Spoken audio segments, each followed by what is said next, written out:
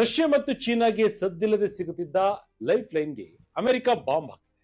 ಇಷ್ಟು ದಿನ ಇರಾನ್ನ ಮಿಲಿಟರಿ ಬೇಸ್ಗಳ ಮೇಲೆ ಮಾತ್ರ ದಾಳಿ ಮಾಡ್ತಿದ್ದ ಅಮೆರಿಕದ ಕ್ರೂಸ್ ಮಿಸೈಲ್ಗಳು ಈ ಬಾರಿ ಇರಾನ್ನ ಉತ್ತರ ಭಾಗಕ್ಕೆ ನುಗ್ಗಿ ಇಡೀ ಜಗತ್ತಿನ ಕಣ್ಣು ಕೆಂಪಾಗುವಂತೆ ಮಾಡಿದೆ. ಇರಾನ್ ಹಾಗೂ ಅಮೆರಿಕ ನಡುವೆ ಮತ್ತೆ ಯುದ್ಧ ಶುರುವಾಗಿರೋದು ನಿಮಗೆ ಗೊತ್ತೇ ಇದೆ. ಆದರೆ ಈ ಬಾರಿ ಈ ಕದನ ಸ್ವಲ್ಪ ಜಾಸ್ತಿಯೇ ಮಿತಿ ಮೀರುವ ರೀತಿ ಕಾಣ್ತಾ ಇದೆ. ಸಾಮಾನ್ಯವಾಗಿ ಇಷ್ಟು ದಿನ ಅಮೆರಿಕ ಇರಾನ್ನ ದಕ್ಷಿಣ ಭಾಗದಲ್ಲಿರುವ ಮಿಲಿಟರಿ ಟಾರ್ಗೆಟ್ಗಳ ಮೇಲೆ ಮಾತ್ರ ದಾಳಿ ಮಾಡ್ತಾ ಇತ್ತು. ಆದರೆ ಈಗ ಇಡೀ ಜಾಗತಿಕ ರಾಜಕೀಯದ ಚಿತ್ರಣವನ್ನೇ ಬದಲಾಯಿಸುವ ರೀತಿ ದಾಳಿಯನ್ನು ನಡೆಸ್ತಾ ಇದೆ. ಅಂತಹದ್ದೇ ಒಂದು ದಾಳಿ ಈಗ ಜಾಗತಿಕ ಚರ್ಚೆಗೆ ಕಾರಣವಾಗಿದೆ. ಎಸ್ ವೀಕ್ಷಕರೇ, ಅಮೆರಿಕದ ಹೈ ಸ್ಟೇಕ್ಸ್ ಕ್ರೂಸ್ ಮಿಸೈಲ್ಗಳು ಈಗ ಇರಾನ್ನ ಅತ್ಯಂತ ಆಳದ ಪ್ರದೇಶಕ್ಕೆ ನುಗ್ಗಿ ಉತ್ತರ ಇರಾನ್ನ ಗೊಲೆಸ್ತಾನ್ ಪ್ರಾಂತ್ಯದಲ್ಲಿರುವ ಅಕ್ ತೆಕೆ ಖಾನ್ ಅಥವಾ ಒಕ್ಚಾಯ್ ಖಾನ್ ರೈಲ್ವೆ ಬ್ರಿಡ್ಜ್ ಅನ್ನ ಧ್ವಂಸಗೊಳಿಸಿವೆ. ಇದು ಕೇವಲ ಒಂದು ಸಿಂಪಲ್ ಬ್ರಿಡ್ಜ್ ಮೇಲೆ ನಡೆದ ದಾಳಿಯಲ್ಲವೇ ಅಲ್ಲ. ಈ ದಾಳಿಯ ಹಿಂದೆ ಅಮೆರಿಕದ ಒಂದು ಅತಿದೊಡ್ಡ ಜಿಯೋಪೊಲಿಟಿಕಲ್ ಗೇಮ್ ಪ್ಲಾನ್ ಇದೆ. ಯಾಕೆಂದ್ರೆ ಈ ಬ್ರಿಡ್ಜ್ ಜಗತ್ತಿನ ಎರಡು ಪ್ರಮುಖ ಸೂಪರ್ ಪವರ್ಗಳಾದ ರಷ್ಯಾ ಮತ್ತು ಚೀನಾವನ್ನ ಇರಾನ್ ಜೊತೆ ಜೋಡಿಸುವ ಅತಿದೊಡ್ಡ ಕನೆಕ್ಟಿವಿಟಿ ಲೈಫ್ ಲೈನ್ ಆಗಿತ್ತು. ಆದರೆ ಈಗ ಆ ಕನೆಕ್ಟಿವಿಟಿಯನ್ನೇ ಅಮೆರಿಕ ಡಮ್ ಅನಿಸಿದೆ. ಇದು ಈಗ ಜಗತ್ತಿನಲ್ಲಿ ಆತಂಕಕ್ಕೆ ಕಾರಣವಾಗಿದೆ. ಹಾಗಾದ್ರೆ ಅಸಲಿಗೆ ಅಮೆರಿಕ ಈ ಬ್ರಿಡ್ಜ್ ಅನ್ನ ಯಾಕೆ ಪುಡಿ ಮಾಡಿತು? ಈ ಬ್ರಿಡ್ಜ್ ಧ್ವಂಸವಾದ ಮೇಲೆ ಇರಾನ್ ಏನ್ ಮಾಡಿತು? ರಷ್ಯಾ ಮತ್ತು ಚೀನಾ ಈ ಯುದ್ಧದ ಮಧ್ಯೆ ಎಂಟ್ರಿ ಕೊಡ್ತಾವ? ಇದೆಲ್ಲದರ ಕಂಪ್ಲೀಟ್ ಡೀಟೇಲ್ಸ್ ಅನ್ನ ಇವತ್ತಿನ ಈ ವಿಡಿಯೋದಲ್ಲಿ ನೋಡ್ತಾ ಹೋಗೋಣ ಬನ್ನಿ. ಇರಾನ್ನ ಪ್ರಮುಖ ರೈಲ್ವೆ ಬ್ರಿಡ್ಜ್ ಧ್ವಂಸ, ಒಂದೇ ಏಟಲ್ಲಿ 3 ಹಕ್ಕಿ ಹೊಡೆದ ಟ್ರಂಪ್. ಹೌದು, ಇರಾನ್ ಮತ್ತು ಅಮೆರಿಕ ನಡುವೆ ಇದ್ದ ಸೀಸ್ ಫೈರ್ ಅಂದ್ರೆ ಕದನ ವಿರಾಮದ ಒಪ್ಪಂದ ಈಗ ಅಫಿಷಿಯಲ್ ಆಗಿ ಮುಕ್ತಾಯಗೊಂಡಿದೆ. ಅಮೆರಿಕದ ಪ್ರೆಸಿಡೆಂಟ್ ಡೊನಾಲ್ಡ್ ಟ್ರಂಪ್ ಅವರು ಪಾಕಿಸ್ತಾನದ ಮಧ್ಯಸ್ಥಿಕೆಯಲ್ಲಿ ನಡೆದಿದ್ದ ಈ ಕದನ ವಿರಾಮದ ಒಪ್ಪಂದ ಈಗ ಕಂಪ್ಲೀಟ್ ಆಗಿ ಓವರ್ ಅಂದ್ರೆ ಮುಗಿದು ಹೋಗಿದೆ ಅಂತ ಡಿಕ್ಲೇರ್ ಮಾಡಿದ್ದಾರೆ.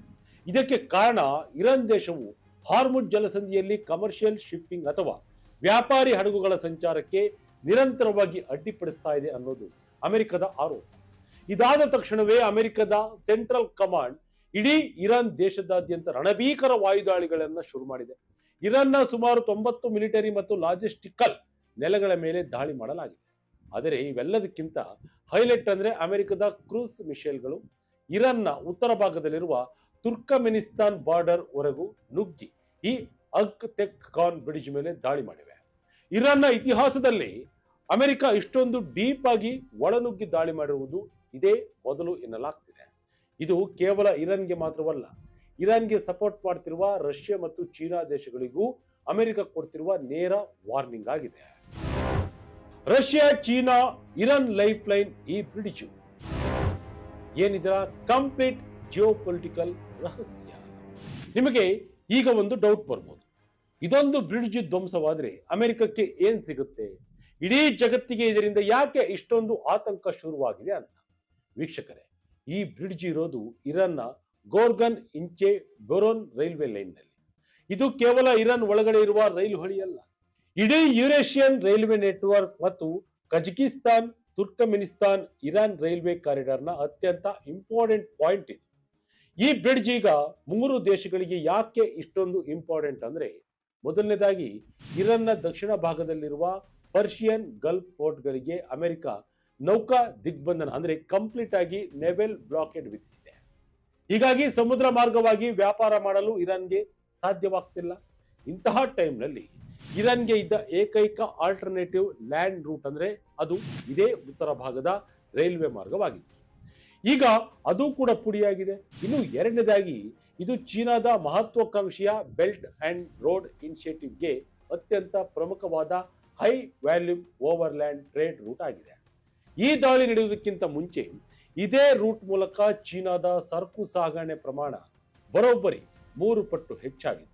ಇನ್ನು ಮೂರನೇದಾಗಿ ನಾವು ಅತ್ಯಂತ ಇಂಪಾರ್ಟೆಂಟ್ ಪಾಯಿಂಟ್ ಅಂದ್ರೆ ರಷ್ಯಾ ದೇಶವು ಕಳೆದ 2025ರ ಕೊನೆಯಿಂದಲೂ ತನ್ನ ಕಾರ್ಗೋ ಅಂದ್ರೆ ಮಿಲಿಟರಿ ಮತ್ತು ಕಮರ್ಷಿಯಲ್ ಸರಕುಗಳನ್ನ ವೆಸ್ಟರ್ನ್ ದೇಶಗಳ ಕಣ್ತಪ್ಪಿಸಿ ಸೇಫ್ ಆಗಿ ಇರಾನ್ಗೆ ತಲುಪಿಸಲು ಇದೇ ರೂಟ್ ಅನ್ನ ಬಳಸ್ತಾ ಇತ್ತು. ಹಾಗಾಗಿ ಅಮೆರಿಕ ಈ ಸಿಂಗಲ್ ಬ್ರಿಡ್ಜ್ ಮೇಲೆ ದಾಳಿ ಮಾಡುವ ಮೂಲಕ ಇರಾನ್ನ, ರಷ್ಯಾ ಮತ್ತು ಚೀನಾ ದೇಶಗಳ ಸ್ಯಾಂಕ್ಷನ್ ಎವೇಷನ್ ಅಂದ್ರೆ ಆರ್ಥಿಕ ನಿರ್ಬಂಧಗಳನ್ನು ತಪ್ಪಿಸಿಕೊಂಡು ವ್ಯಾಪಾರ ಮಾಡುವ ಇಡೀ ನೆಟ್ವರ್ಕ್ ಅನ್ನೇ ಕಟ್ ಮಾಡಿದೆ. ಅಲಿ ಖಮೇನಿ ಅಂತ್ಯಕ್ರಿಯೆ ಲಿಂಕ್ ಕೊಟ್ಟ ಇರಾನ್. 7 ಕ್ರೂಸ್ ಮಿಸೈಲ್ಗಳಿಂದ ಬ್ರಿಟಿಷ್ ಮೇಲೆ ದಾಳಿ. ಇತ್ತೀಚೆಗಷ್ಟೇ ಇರಾನ್ನ ಸರ್ವೋಚ್ಚ ನಾಯಕ ಅಯತೊಲ್ಲಾ ಅಲಿ ಖಮೇನಿ ಅಂತ್ಯಕ್ರಿಯೆ ಮೆರವಣಿಗೆ ಇರಾನ್ನ ಮಶಾದ್ನಲ್ಲಿ ನಡೀತಾ ಇತ್ತು. ಇದೇ ಸಮಯದಲ್ಲಿ ಈ ದಾಳಿ ನಡೆದಿದೆ.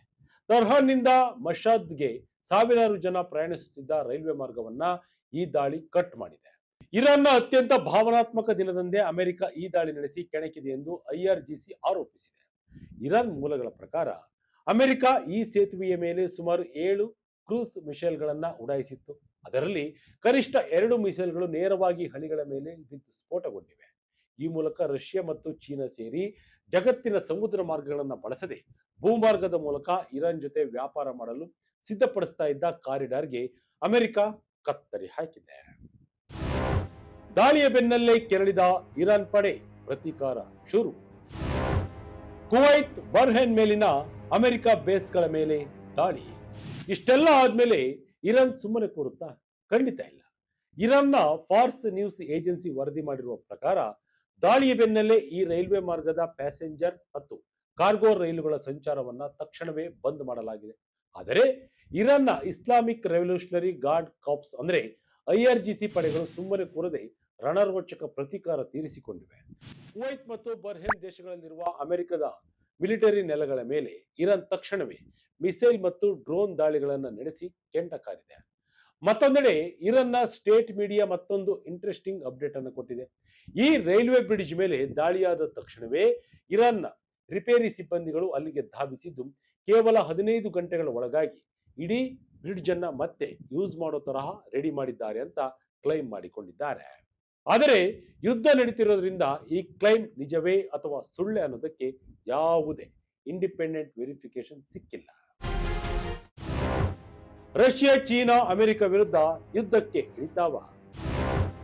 ಸೂಪರ್ ಪವರ್ ದೇಶಗಳ ಮುಂದಿನ ಆಪ್ಷನ್ ಏನು? ಸ್ನೇಹಿತರೆ, ಈಗ ಇಡೀ ಪ್ರಪಂಚಕ್ಕೆ ಇರುವ ಅತಿದೊಡ್ಡ ಆತಂಕ ಅಂದ್ರೆ ಚೀನಾ ಮತ್ತು ರಷ್ಯಾ ದೇಶಗಳು ಈ ದಾಳಿಯ ನಂತರ ಅಮೆರಿಕದ ವಿರುದ್ಧ ನೇರವಾಗಿ ಯುದ್ಧಕ್ಕೆ ಇಳಿಯುತ್ತಾವ ಅನ್ನೋದು. ಯಾಕೆಂದ್ರೆ ಈ ದಾಳಿಯಿಂದ ಅವರಿಬ್ಬರಿಗೂ ಭಾರಿ ನಷ್ಟ ಉಂಟಾಗಿದೆ. ಇಬ್ಬರನ್ನು ಅಮೆರಿಕ ನೇರವಾಗಿಯೇ ಕೆಣಕಿದೆ. ಆದರೆ ಈ ಇಬ್ಬರು ಸೂಪರ್ ಪವರ್ಗಳ ಇತಿಹಾಸ ಮತ್ತು ಪ್ರಸ್ತುತ ನಡೆಯನ್ನ ನೋಡಿದ್ರೆ ಇವರು ಅಮೆರಿಕದ ವಿರುದ್ಧ ನೇರ ಮಿಲಿಟರಿ ಸಂಘರ್ಷಕ್ಕೆ ಇಳಿಯೋದು ತುಂಬಾನೇ ಕಷ್ಟ ಅಂತ ತಜ್ಞರು ಹೇಳ್ತಿದ್ದಾರೆ. ಹಾಗಾದ್ರೆ ಇವರು ಏನ್ ಮಾಡಬಹುದು? ಮೊದಲನೇದಾಗಿ ಇವರು ಜಾಗತಿಕ ಮಟ್ಟದಲ್ಲಿ ರಾಜತಾಂತ್ರಿಕವಾಗಿ ಅಂದ್ರೆ ಡಿಪ್ಲೊಮ್ಯಾಟಿಕ್ ಆಗಿ ಇರಾನ್ ಪರವಾಗಿ ನಿಲ್ಲಬಹುದು. ಈಗಾಗಲೇ ಅವರು ಇರಾನ್ ಪರ ನಿಂತಿದ್ದಾರೆ. ಈಗ ನಿಂತರೂ ಅದರಲ್ಲೇನು ಆಶ್ಚರ್ಯ ಇಲ್ಲ.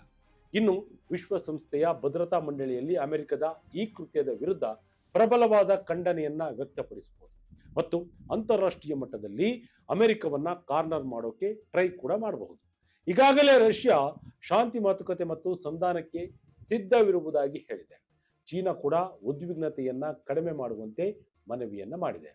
ಇನ್ನು ಎರಡನೇದಾಗಿ ಇವರು ನೇರವಾಗಿ ಯುದ್ಧಕ್ಕೆ ಬರದಿದ್ದರೂ ಇರಾನ್ಗೆ ಇಂಟೆಲಿಜೆನ್ಸ್ ಶೇರಿಂಗ್ ಅಂದ್ರೆ ಗುಪ್ತಚರ ಮಾಹಿತಿ ನೀಡುವುದು ಈಗಾಗಲೇ ಇದನ್ನ ರಷ್ಯಾ ಮತ್ತು ಚೀನಾ ಮಾಡ್ತಿದ್ದಾವೆ. ಇದರಲ್ಲಿ ಯಾವುದೇ ಡೌಟ್ ಬೇಡ. ಅದರ ಜೊತೆಗೆ ಎನರ್ಜಿ ಟ್ರೇಡ್ ಅಂದ್ರೆ ಇಂಧನ ವ್ಯವಹಾರ ಮತ್ತು ಒಳಗೊಳಗೆ ಆರ್ಥಿಕ ಹಾಗೂ ಮಿಲಿಟರಿ ನೆರವು ನೀಡೋದನ್ನ ಮುಂದುವರಿಸ್ತಾರೆ. ಆದರೆ ಅಮೆರಿಕ ಜೊತೆ ಮುಖಾಮುಖಿ ಫೈಟ್ ಮಾಡುವ ರಿಸ್ಕ್ ಅನ್ನ ಖಂಡಿತ ಇವರು ತೆಗೆದುಕೊಳ್ಳಲ್ಲ. ಯಾಕೆಂದ್ರೆ ಅದು 3ನೇ ಮಹಾಯುದ್ಧಕ್ಕೆ ಕಾರಣವಾಗಬಹುದು. ಯುದ್ಧದ ರೂಪ ಬದಲಾಯಿಸಿದ ಅಮೆರಿಕ. ಟೆರಿಟರಿಯಿಂದ ಟ್ರಾನ್ಸಿಟ್ಗೆ ವಾರ್ಫೀಲ್ಡ್ ಶಿಫ್ಟ್. ವೀಕ್ಷಕರೇ, ಈ ಇಡೀ ಸನ್ನಿವೇಶವನ್ನು ನಾವು ಸೂಕ್ಷ್ಮವಾಗಿ ಗಮನಿಸಿದರೆ ನಮಗೆ ಒಂದು ಮುಖ್ಯವಾದ ವಿಷಯ ಅರ್ಥ ಆಗುತ್ತೆ. ಈ ಯುದ್ಧ ಈಗ ಕೇವಲ ನೆಲ ಅಥವಾ ಟೆರಿಟರಿ ಗೆಲ್ಲುವ ಯುದ್ಧವಾಗಿ ಉಳಿದಿಲ್ಲ. ಬದಲಿಗೆ ಇದು ಟ್ರಾನ್ಸಿಟ್ ಅಥವಾ ಸಾರಿಗೆ ಮಾರ್ಗಗಳನ್ನು ಹತೋಟಿಗೆ ತೆಗೆದುಕೊಳ್ಳುವ ಯುದ್ಧವಾಗಿ ಬದಲಾಗಿದೆ. ಈಗಾಗಲೇ ಹಾರ್ಮುಜ್ ಜಲಸಂಧಿಯಲ್ಲಿ ದೊಡ್ಡ ಸಂಘರ್ಷವೇ ನಡೀತಾ ಇದೆ. ಈಗ ರೈಲ್ವೆ ಬ್ರಿಡ್ಜ್ ಅನ್ನ ಧ್ವಂಸ ಮಾಡಿರೋದು ಬಹಳ ದೊಡ್ಡ ಪರಿಣಾಮವನ್ನ ಬೀರಲಿದೆ. ಅವು ಏನಂದ್ರೆ, ಮೊದಲನೇದಾಗಿ ಪ್ರಾದೇಶಿಕ ಸಾರಿಗೆ ಮಾರ್ಗದಲ್ಲಿ ಸಂಚರಿಸುವ ಸರಕು ಸಾಗಾಣಿಕೆ ಹಡಗುಗಳು ಮತ್ತು ರೈಲುಗಳು ಇನ್ಸೂರೆನ್ಸ್ ಅಂದ್ರೆ ವಿಮಾ ದರಗಳು ಮತ್ತು ಫ್ಲೈಟ್ ಚಾರ್ಜಸ್ ಸಿಕ್ಕಾಪಟ್ಟೆ ಹೆಚ್ಚಾಗಲಿವೆ. ಇನ್ನು ಎರಡನೇದಾಗಿ ಚೀನಾದ ಬೆಲ್ಟ್ ಅಂಡ್ ರೋಡ್ ಇನಿಷಿಯೇಟಿವ್ ನಂತಹ ದೊಡ್ಡ ದೊಡ್ಡ ಇನ್ಫ್ರಾಸ್ಟ್ರಕ್ಚರ್ಗಳು ಪ್ರಾಜೆಕ್ಟ್ಗಳು ಎಷ್ಟು ಸೂಕ್ಷ್ಮ ಮತ್ತು ದುರ್ಬಲವಾಗಿವೆ ಅನ್ನೋದು ಇಡೀ ಜಗತ್ತಿಗೆ ಗೊತ್ತಾಗಿದೆ. ಇನ್ನು ಮೂರನೇದಾಗಿ ಇನ್ನು ಮುಂದೆ ಕೇವಲ ನ್ಯೂಕ್ಲಿಯರ್ ಮತ್ತು ಮಿಲಿಟರಿ ಸೈಟ್ಗಳು ಮಾತ್ರ ಟಾರ್ಗೆಟ್ ಆಗಿ ಉಳಿಯಲಿಲ್ಲ. ರೈಲ್ವೆ ಪೋರ್ಟ್ಗಳು ಮತ್ತು ಬ್ರಿಡ್ಜ್ಗಳಂತಹ ಇನ್ಫ್ರಾಸ್ಟ್ರಕ್ಚರ್ಗಳು ಕೂಡ ಯುದ್ಧದ ಪ್ರಮುಖ ಟಾರ್ಗೆಟ್ಗಳಾಗಲಿವೆ. ಆದರೆ ಇಲ್ಲಿ ಒಂದು ದೊಡ್ಡ ಟ್ವಿಸ್ಟ್ ಇದೆ. ಈ ಇಡೀ ದಾಳಿಯ ವರದಿಯನ್ನ ಅಮೆರಿಕ ಇದುವರೆಗೂ ಅಫಿಷಿಯಲ್ ಆಗಿ ಒಪ್ಪಿಕೊಂಡಿಲ್ಲ. ಇವೆಲ್ಲವೂ ಇರಾನ್ನ ಸ್ಟೇಟ್ ಮೀಡಿಯಾ ಮತ್ತು ಪ್ರಾದೇಶಿಕ ಮಾಧ್ಯಮಗಳ ರಿಪೋರ್ಟ್ ಅಂತ ಆಧಾರದ ಮೇಲೆ ಬಂದಿರುವ ಮಾಹಿತಿ. ಹಾಗಾಗಿ ಇದನ್ನ ಸಂಪೂರ್ಣವಾಗಿ ಕನ್ಫರ್ಮ್ ಅಂತ, ಸತ್ಯ ಅನ್ನೋದಕ್ಕಿಂತ ಒಂದು ವರದಿ ಅಂತಾನೆ ನಾವು ಪರಿಗಣಿಸಬೇಕಾಗಿದೆ.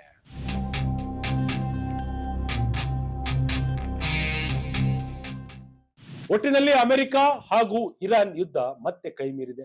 ಎರಡೂ ದೇಶಗಳು ಕೂಡ ಅಗ್ರೆಸಿವ್ ಆಗಿಯೇ ಪ್ರತಿದಾಳಿ ಮಾಡ್ತಾ ಇದ್ದಾವೆ. ಅಮೆರಿಕದ ಅಧ್ಯಕ್ಷ ಡೊನಾಲ್ಡ್ ಟ್ರಂಪ್ ದಿನಕ್ಕೊಂದು ಹೇಳಿಕೆ ನೀಡುತ್ತಾ ಯುದ್ಧದ ಭೀಕರತೆಯನ್ನ ಮತ್ತಷ್ಟು ಹೆಚ್ಚು ಮಾಡ್ತಾ ಇದ್ದಾರೆ.